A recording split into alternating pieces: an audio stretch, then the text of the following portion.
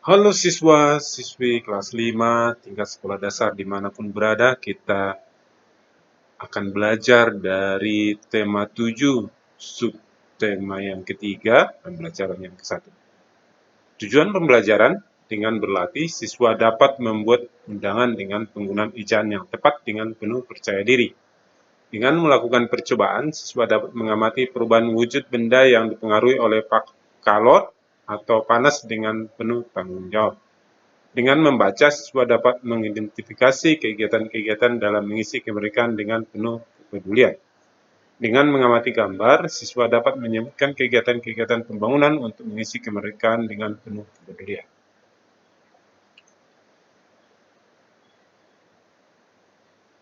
Baik, pembelajaran 1 ini kita awali dengan bacaan banyak peristiwa yang terjadi di dalam kehidupan kita. Ada peristiwa-peristiwa yang dianggap penting dan patut untuk dirayakan bersama orang lain. Untuk itu diperlukan sebuah surat undangan untuk merayakannya bersama orang lain. Ya, nanti ini dibaca ya. Ini tentang surat undangan. Nah, ini adalah contoh surat undangan. Misalnya dari RT, dari RW, atau dari desa dan atau kelurahan dan sebagainya. Kita baca ya. Surat undangan. Surat undangan merupakan surat yang berisi pemberitahuan dan permintaan kesediaan seseorang untuk menghadiri suatu acara atau kegiatan. Kalimat yang digunakan dalam undangan haruslah efektif, yaitu singkat, padat, dan jelas.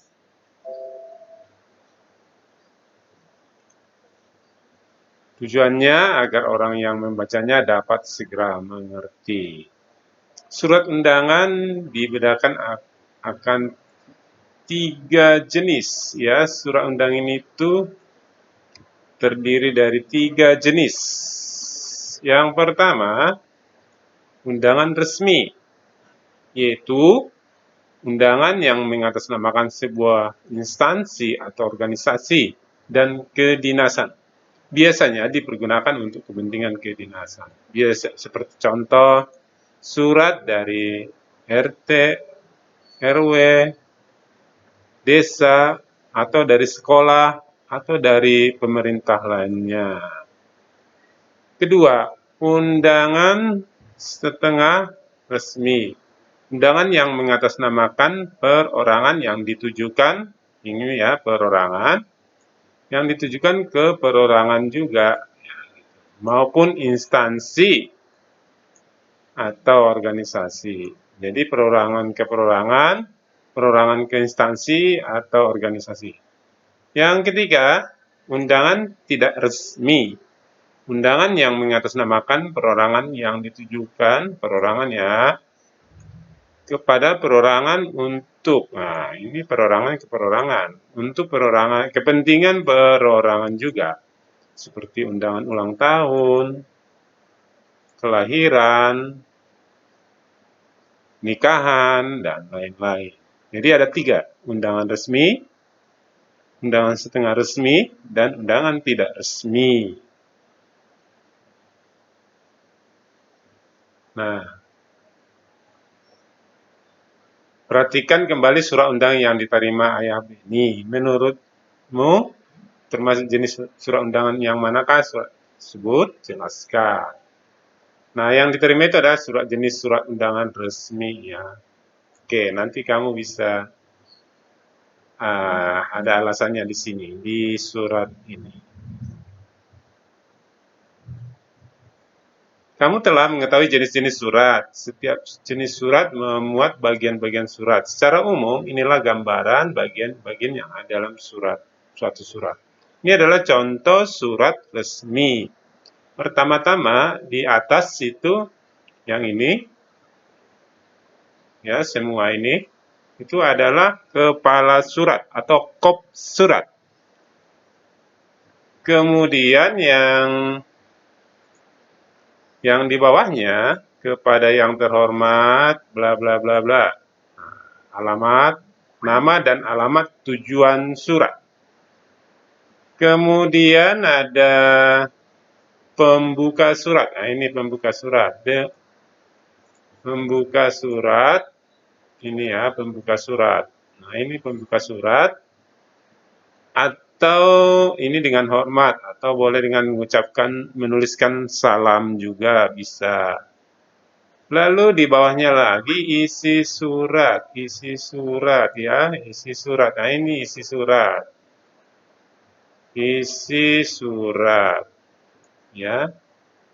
Lalu ada penutup surat. Penutup surat itu kita kasih warna ini aja. Nah, ini. Penutup surat ini ya, penutup surat.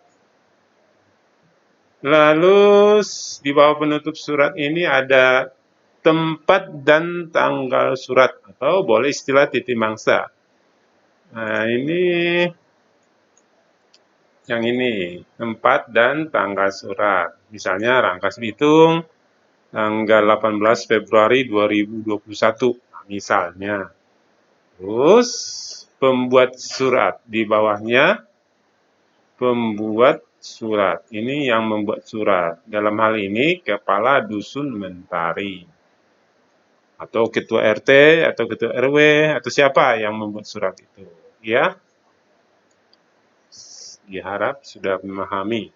Pernahkah kamu melihat surat undangan yang diterima ayah atau ibumu? Dapatkah kamu menentukan bagian-bagian di dalamnya? Perhatikan beberapa contoh surat undangan berikut, lalu lakukanlah petunjuk kegiatannya. Tandai dengan warna merah untuk contoh undangan resmi, warna kuning untuk setengah resmi, warna biru untuk undangan resmi. Ya, kita lihat ada di bawah ini ada tiga surat undangan. Tandai dengan warna merah untuk undangan resmi. Nah, jawabannya adalah yang ini adalah surat undangan resmi karena ada atas nama organisasi siswa intrasekolah atau OSIS.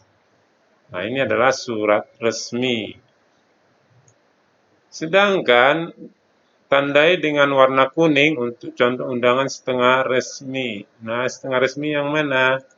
Warna kuning ya. Nah, ini adalah contoh setengah resmi kepada saudara Sumardi. Ini ditujukan kepada saudara Sumardi, yang mengirim adalah Saifuddin. Si Saifuddin. Kemudian di bawahnya tentu menjadi contoh surat tidak undangan resmi, warna biru. Nah, ini contoh undangan ulang tahun. Ini adalah surat undangan yang tidak resmi. Udah paham ya? Kalau surat resmi harus ada kopsnya, harus ada kepala suratnya. Sedangkan surat setengah resmi itu hanya dari seseorang ke seseorang, atau ke instansi lain, dari seseorang ke instansi lain. Sedangkan yang tidak resmi itu pasti dari seseorang ke seseorang, sifatnya pribadi. Nah, surat ke teman, surat ke yang lain-lain.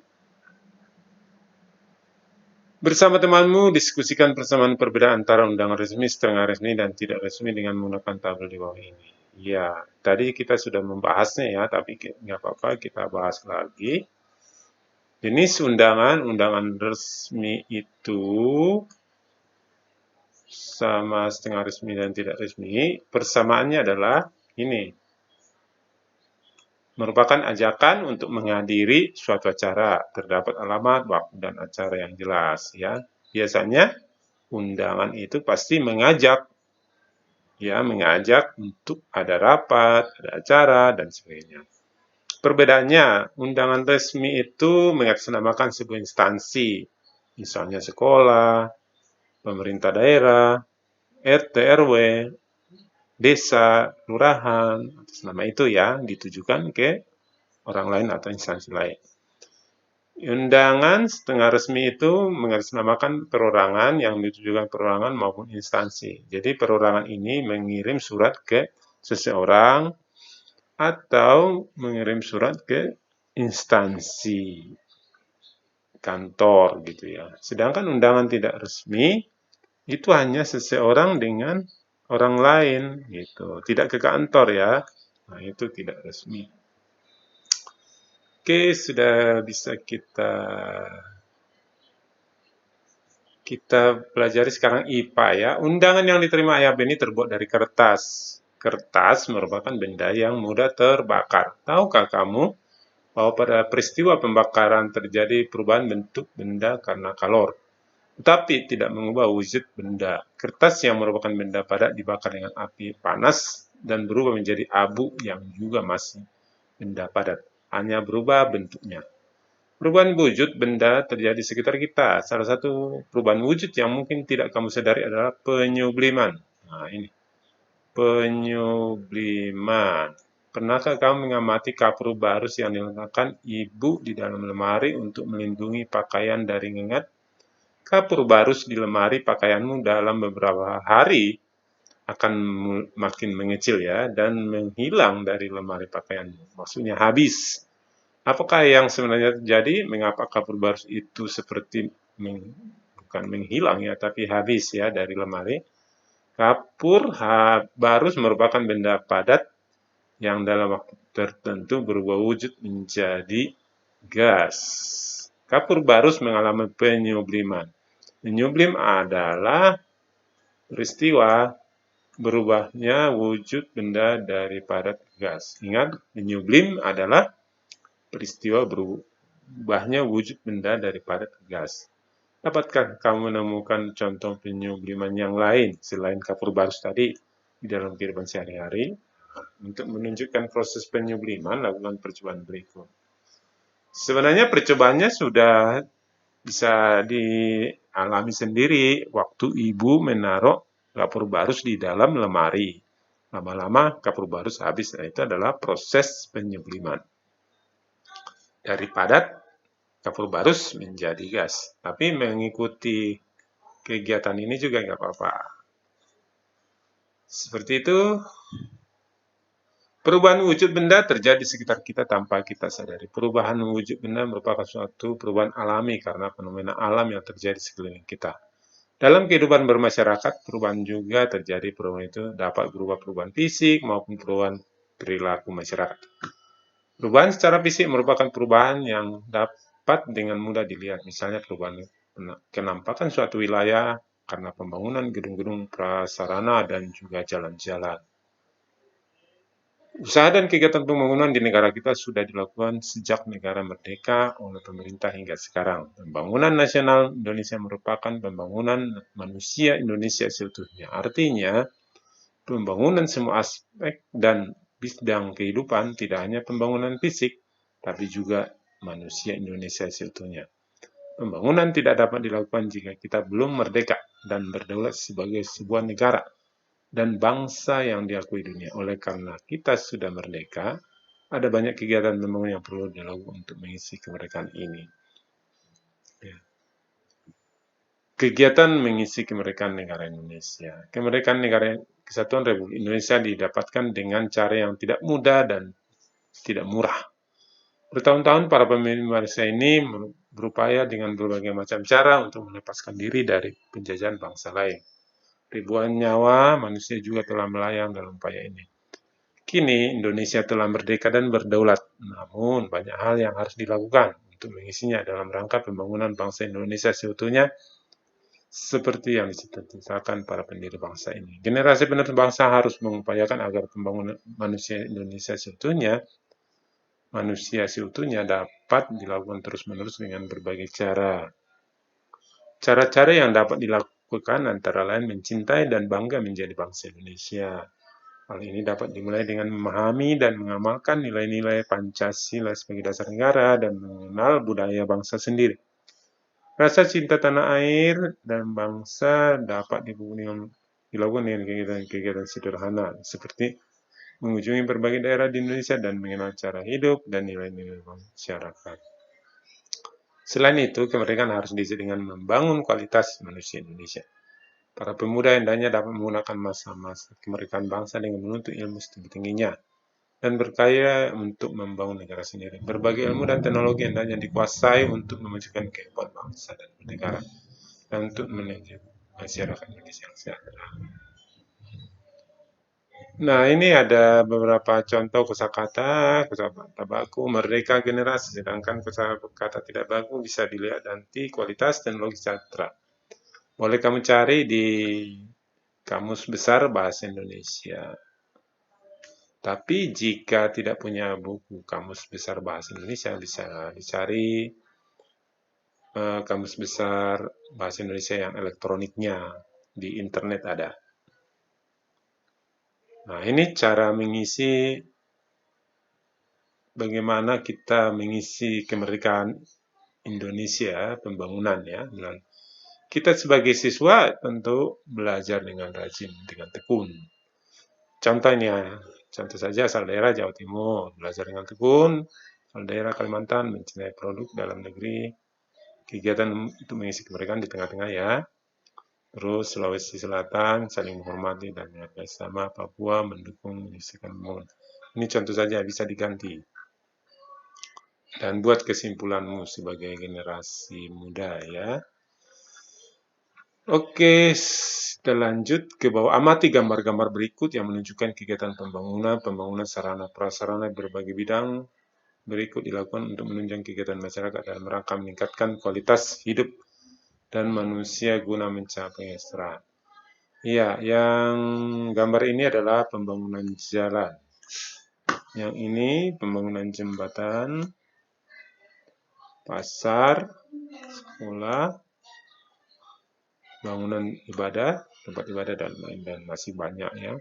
Pajak untuk pembangunan jalan dan jembatan. Jadi manfaat pajak PBB dan pajak lainnya berguna untuk membangun semuanya ya, untuk membangun perkembangan bangsa Indonesia.